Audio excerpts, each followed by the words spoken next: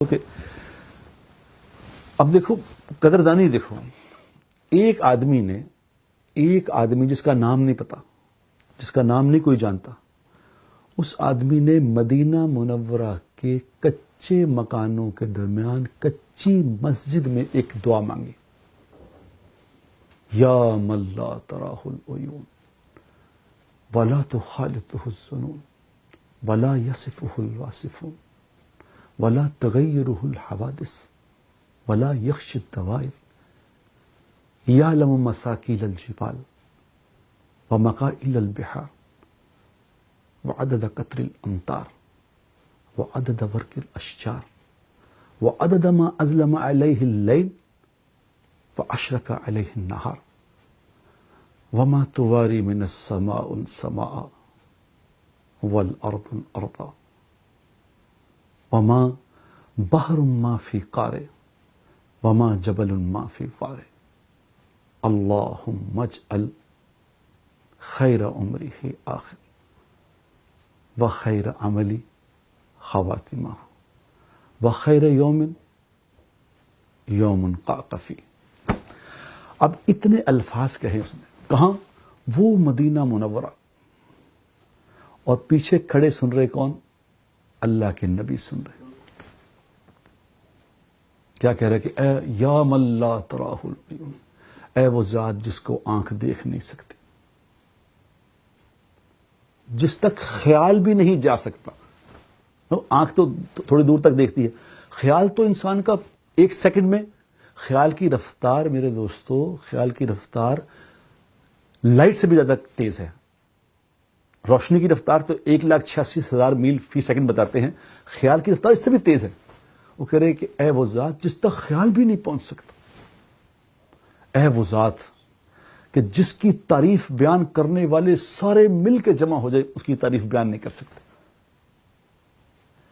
اے وہ ذات جس کا علم اتنا کامل ہے کہ جو بارش کے قطروں کی تعداد کو جانتا ہے، جو درخت کے پتوں کی تعداد جانتا ہے، اے وہ ذات جس کو یہ پتا ہے کہ سمندروں کا وزن کتنا ہے، ان کے پانی کا ویٹ کتنا ہے، پہاڑوں کا ویٹ کتنا ہے، جس کا علم اتنا کامل ہے، جس سے ایک زمین، ساتویں زمین ایک زمین سے کچھ چھپا نہیں سکتی، ایک آسمان ساتویں آسمان سے دوسرا آسمان اس سے کچھ چھپا نہیں سکتا، سمندروں کی تہ میں جو کچھ بھی ہے وہ اس سے چھپ نہیں سکتا، پہاڑوں کے اندر جو چٹانوں کے اندر ہے اسے چھپ نہیں سکتا۔ یہ وہ کہہ رہا، اکیلا بیٹھا اللہ سے کہہ رہا کہ اے وہ ذات تو کیا ذات ہے۔ اور پھر یہ کہہ رہا کہ یا اللہ میں تجھ سے ایک درخواست کرنا چاہتا ہوں، ایک درخواست ہے، کیا؟ کہ یا اللہ میری عمر کا جو آخری حصہ ہے، اے اللہ اس کو بہترین کر دے۔ ہائے ہائے میرے بھائیو، جس کام کا اختتام اچھا ہو وہ کام بھی اچھا ہوتا۔ میری ساری زندگی اچھی گزر گئی، اختتام اچھا نہ ہوا تو کیا ہوا؟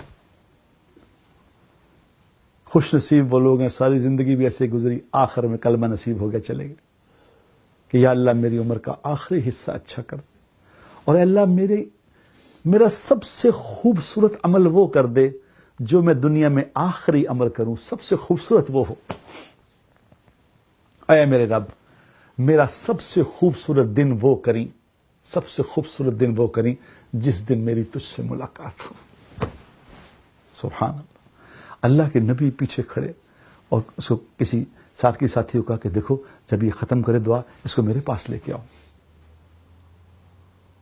جب اس نے ختم کی تو کہا اللہ کے رسول تجھے بلا رہے ہیں۔ جب اللہ کے نبی کی خدمت میں حاضر ہوا تو آپ نے فرمایا بلال تیرے پاس کچھ ہے لے کے آ۔ بلال رضی اللہ تعالیٰ نے کہا کہ جی ایسے کھجور کی گٹھلی کے برابر سونا ہے۔ فرمایا لے آ۔ وہ سونا لا کے اللہ کے نبی نے اس کی خدمت میں پیش کیا کہ لے بھائی تجھے ہدیہ ہے، اور ساتھ پوچھا تجھے پتہ ہے کہ میں تمہیں کیوں دیا؟ کہ نہیں یا رسول اللہ مجھے پتہ ہے، آپ نے اس لیے مجھے دیا ہے کہ آپ میرے رشتہ دار ہیں، اور آپ رشتہ داروں کے سر پہ ہاتھ رکھنے والے ہیں، آپ رشتہ داروں کے خیر خواہ ہیں، آپ نے رشتہ داری کی وجہ سے مجھے دیا ہے۔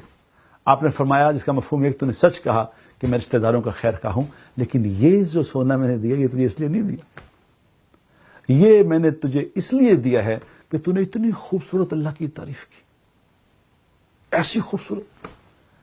اب میرے بھائیوں سبحان، کہاں اس نے تعریف کی اللہ کی، اور اللہ نے اس کی تعریف کا صلہ یہ دیا کہ اپنے حبیب کو کہا کہ میری طرح سونا پیش کر اس کو. اور یہ الفاظ جو اس نے اللہ کے سامنے بولے تھے، کہاں اکیلے میں بات کر رہا تھا، اللہ نے قیامت تک کے آنے والے انسانوں میں وہ الفاظ محفوظ کر دیے. آج میں آپ کے سامنے بول رہا ہوں، یہ لندن میں آج اس کے الفاظ بول رہا ہوں جس کا نام بھی نہیں پتا کون تھا. یہ میرے بھائیوں اللہ کی قدردانی ہے. وہ تو الفاظ بول کے ختم ہو گیا، وہ تو چلا گیا. اللہ کیسا قدردان ہے کہ قیامت تک لوگ ان الفاظ کو بولتے رہیں گے، اور قیامت تک اللہ نے یہ الفاظ زندہ کر دیے. اب میرے ایمان سے بتاؤ، اس سے بڑا کوئی قدردان ہو سکتا ہے؟